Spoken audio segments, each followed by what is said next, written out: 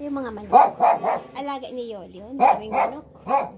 Yan yung manok. Alaga ni Yoli. Oh, daing manok dito. Maraming manok. Dami-daming manok. So, ngayon, nandito ako sa bahay ni Yoli. Kung saan ako tumutuloy ngayon, biglaan ng pagdaya ako doon sa quarantine facility. Napakainit ng sikat ng araw. So, kaya dito na ako ngayon, mainit. Hindi katulad kahapon may bagyo.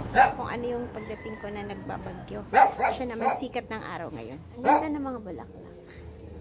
Ang ganda. So, ang ganda bulaklak ni Yoli. Oh, ang ganda-ganda.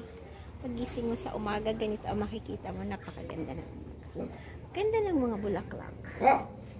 So, yan. Ganda ng mga bulaklak. Ganda ng bulaklak. Ang ganda.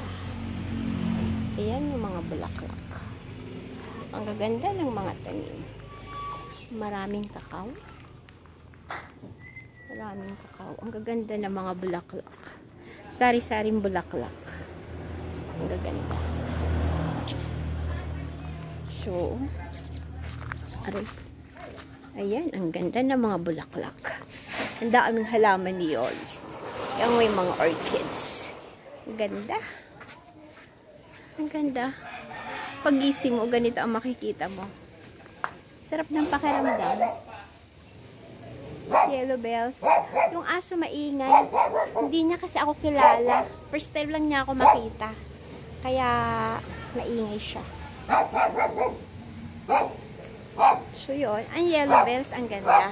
Daming bulaklak, yellow bells. Yan yung yellow bells. Marami siya.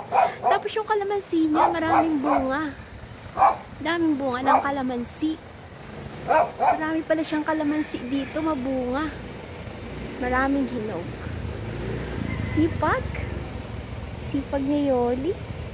Ayan yung kalamansi, marami siyang bunga. Ang ganda. Hindi na ako nakapag-picture doon sa quarantine facility before na umalis. Kasi, hindi na ako nakapag-picture sa quarantine facility. Kasi nga, biglaan kaming pinalaya. So, kaya hindi na ako nakapag-picture doon. Dito na lang. Patatapos ko lang umattend ng online mass. So, ngayon, kung ano yung bagyong pinagdaanan ko, kung ano yung bagyong dumating, siya naman sikat ng araw ngayon. Parang ang buhay, minsan napakaraming unos, pero malalampasin din. Bye!